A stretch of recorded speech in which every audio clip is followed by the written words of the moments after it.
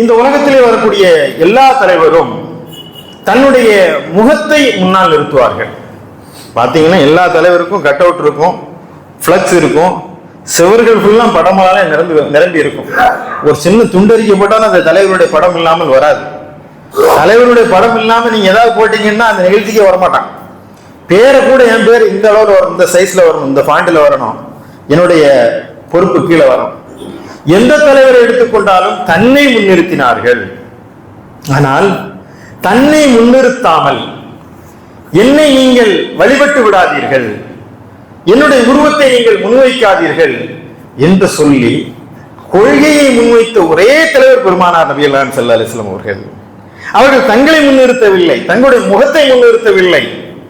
அந்த முகம் எது என்பது அறியாத வரைக்கும் வாழ்ந்த ஒரு அற்புத மனிதர் அந்த முகம்மது.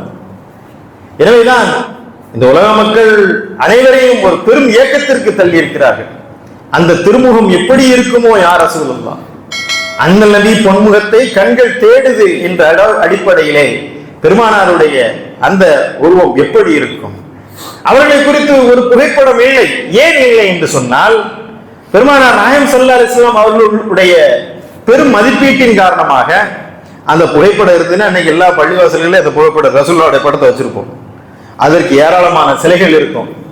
சிலைகள் வழிபடக்கூடிய இடத்திற்கு ஆயிடும்.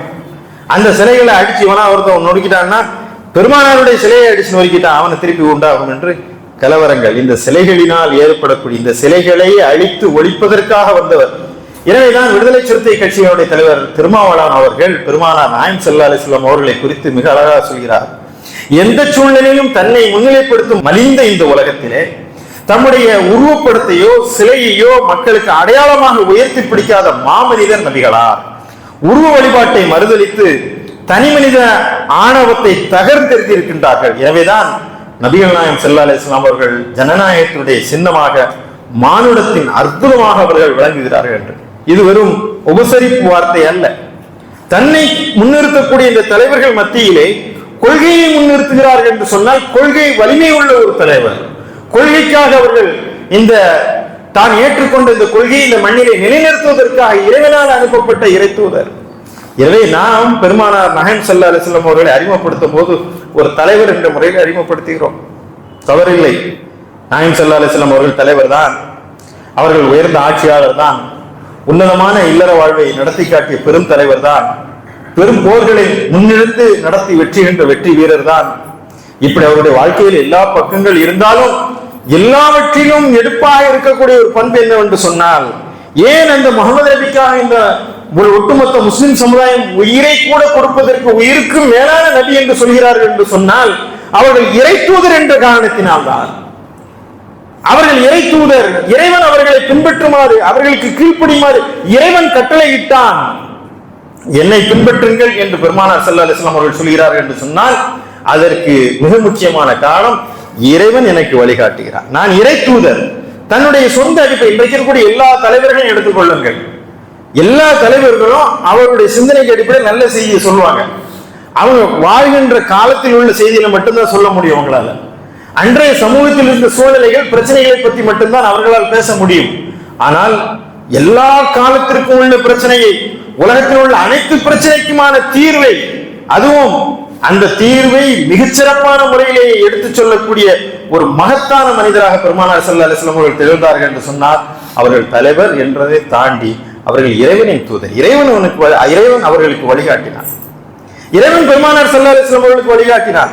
மற்ற தலைவர்களுக்கெல்லாம் இறைவன் வழிகாட்டவில்லை. இன்றைக்கு இருக்கக்கூடிய தலைவர்கள் அவர்கள் அவருடைய கொள்கைகளை சொல்கிறார். எனவே ஒரு தலைவரை பின்பற்றலாம், பின்பற்றாமல் இருக்கலாம், அது அவருடைய விருப்பம். ஆனால் பெருமானார் ஸல்லல்லாஹு அலைஹி வஸல்லம் அவர்களை நீங்கள் பின்பற்றவில்லை என்று சொன்னால் நீங்கள் முஸ்லிமே இல்லை. எனவே நீங்கள் பின்பற்றித்தான் ஆக வேண்டும். ஒரு தலைவருடைய ஒரு வாழ்க்கை என்ற ஒரு பகுதியை நம்ம எடுத்துக்கலாம், இன்னொரு பகுதியை விட்டுறலாம். சில பேர் சொல்லுவாங்க, சில பேர் என்னையெல்லாம் நீங்க ஃபாலோ பண்ணாதீங்க, நான் சொன்ன கொள்கைகளை பின்பற்றுங்க, ஆனால் என்னை பின்பற்றுங்க என்று சொல்லக்கூடிய தகுதி உள்ள ஒரே தலைவர் பெருமானார் ஸல்லல்லாஹு அலைஹி வஸல்லம் அவர்கள். எனவே நாயகம் ஸல்லல்லாஹு அலைஹி வஸல்லம் ஒரு பகுதியை நம்ம எடுத்துக்கிறோம், இன்னொரு பகுதியை விட்டு விடுகிறோம் என்பது அல்ல. அவருடைய வாழ்க்கையினுடைய எல்லா பகுதிகளையும் நாம் எடுத்துக்கொள்ள வேண்டும். அவர்கள் எல்லா துறைக்கும் வழிகாட்டி இருக்கிறார்கள். எல்லா துறைக்கும் வழிகாட்டி இருக்கிறார்கள் என்று சொன்னால் வெறும் வெற்று தத்துவங்கள் அல்ல, வெறும் கட்டளையிடுவது மட்டுமல்ல, அந்த செயற்களத்திலே அவர்கள் முன்மாதிரியாக நின்றார்கள். அவர்கள் எல்லோருக்கும் அழகிய முன்மாதிரியாக திகழ்ந்தார்கள், வாழ்ந்து காட்டினார்கள். எனவேதான் ஆன்மீக தலைவர்கள் எல்லாம் துறவிகளாக இருக்கும் போது, இல்லற வாழ்க்கையை விட்டு ஒதுங்கி இருக்கும் போது, பெருமானார் நாயகம் ஸல்லல்லாஹு அலைஹி வஸல்லம் அவர்கள் உட்பட அனைத்து நபிமார்களும் இல்லற வாழ்க்கையில் ஈடுபட்டார்கள். ஏன் தெரியுமா? இல்லறத்தில் எப்படி வழிகாட்ட வேண்டும் என்பதையும் கற்றுத்தருவது பெருமானார் ஸல்லல்லாஹு அலைஹி வஸல்லம் அவருடைய வாழ்வின் ஒரு பகுதி. எப்படி மனைவியுடன் நடந்து கொள்ள வேண்டும், எப்படி சம்பந்தியுடன் நடந்து கொள்ள வேண்டும், எப்படி பிள்ளைகளுக்கு செய்ய வேண்டிய உரிமைகளை வழங்க வேண்டும், இதெல்லாம் எப்படி இருக்க முடியும்? காட்டில் போய் உட்கார்ந்து கொண்டு, மலையின் மேல் உட்கார்ந்து கொண்டு எளிமையாக ஆன்மீக வாழ்க்கையில் ஈடுபடலாம். பள்ளிவாசல்ல இருந்து தியானம் பண்ணிக்கலாம், தொழுதுகிட்டே இருக்கலாம், சிரமமே கிடையாது. திக்ர் ஓதிக்கிட்டே இருக்கலாம், 10 தடவை குர்ஆன் முடிக்கலாம். அது இல்லை. குடும்பத்தில் வாழ்ந்து காட்டுங்க, இஸ்லாத்தின்படி வாழ வேண்டும். அதன்படி நம்முடைய வாழ்க்கையிலே எந்த குர்ஆன் கட்டளையிடுகிறதோ அதை நடைமுறைப்படுத்தி காட்ட வேண்டும். எனவேதான் பெருமானார் ஸல்லல்லாஹு அலைஹி வஸல்லம் அவர்கள் எதை சொன்னார்களோ அதற்கு ஒரு முன்னுதாரணமாக இருந்தார்கள். அதைத்தான் சொல்கிறார் கவிஞர் ஈரோடு தமிழன்பன் சொல்கிறார். அரிஸ்டாட்டில், பிளாட்டோ, சாக்ரட்டிஸ் போன்ற மிகப்பெரிய சீர்திருத்தவாதி சிந்தனையாளர்கள் எல்லாம் அவர்கள் தெரிவித்த கருத்துக்களை நடைமுறைப்படுத்தி பார்க்கின்ற வாய்ப்பு அவருடைய வாழ்க்கையில் இல்லை. அவங்க சொன்னாங்க, ஆனா நடைமுறைப்படுத்தி காட்டவில்லை. சொல்லல எந்த கருத்து, அந்த புரட்சியை கொண்டு வரலாம், இந்த செய்யலாம், அதை செய்யணும், இப்படி செய்யணும், சொல்வது எளிது, சொல்லியவனம் செயல், அதை செய்து காட்டுவார். ஆனால் நபிகள் நாயகம் ஒருவர் தான் என்னவெல்லாம் சீர்திருத்த வேண்டும் என்று நினைத்தாரோ அவற்றை தான் வாழ்காலத்திலே செய்து காட்ட ஒப்பற்ற தலைவர் பெருமானார் நபிகள் நாயகம் ஸல்லல்லாஹு அலைஹி வஸல்லம் அவர்களை தவிர வேறு உலகத்தில் எந்த தலைவரும் இல்லை என்று ஈரோடு தமிழன்பன் எழுதுகிறார்.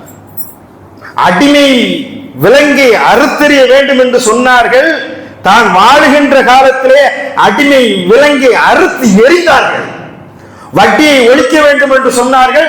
தன்னுடைய காலத்திலே அந்த வட்டி இல்லாத ஒரு சமுதாயத்தை உருவாக்கி காட்டினார்கள். பெண்களை உயிரோடு புதைத்த அந்த காலத்திலே பெண்களுக்கு சொத்தில் சம உரிமை வழங்க வேண்டும் என்பதை சொல்லி அதை நடைமுறைப்படுத்தி காட்டிய ஒரே தலைவர் பெருமானார் ஸல்லல்லாஹு அலைஹி வஸல்லம் அவர்கள். மது இன்றோடு ஹராமாக்கப்பட்டு விட்டது, மதுவை நீங்கள் தடை செய்ய வேண்டும் என்று சொல்லி அந்த மதுவில்லாத ஒரு சமுதாயத்தை உருவாக்கி காட்டினார்கள். இதுவெல்லாம் அவர்கள் நடைமுறைப்படுத்தி காட்டினார்கள். எதையெல்லாம் கொள்கையாக கொண்டு வந்தார்களோ சொன்னார்களோ அதை செய்து காட்டி அப்படிப்பட்ட ஒரு சமுதாயத்தை உருவாக்கி காட்டிய ஒரு ஒப்பற்ற தலைவர். எனவேதான் வெறும் உபதேசங்களால் அவருடைய வாழ்வு நிரம்பி இருக்கவில்லை, சொன்னதை போல் செய்த ஒப்பற்ற தலைவர் நபிகள் நாயகம் என்று உளம்பிறந்து ஓவை கொள்கிறார் ஈரோடு தமிழன் அவர்கள். இது ஒரு சாட்சி. இன்றைக்கு இருக்கக்கூடிய பன்மை சமூகத்தில இஸ்லாத்தை குறித்து நாம் ஒன்று செய்தியை சேர்த்திருக்கிறோம் என்பதற்கான சஹாபாக்கள் இவர்கள் எல்லாம் இன்றைக்கு இருக்கக்கூடிய அறிஞர்கள். இந்த தன்மைகளை வளர்த்தெடுக்க வேண்டும்.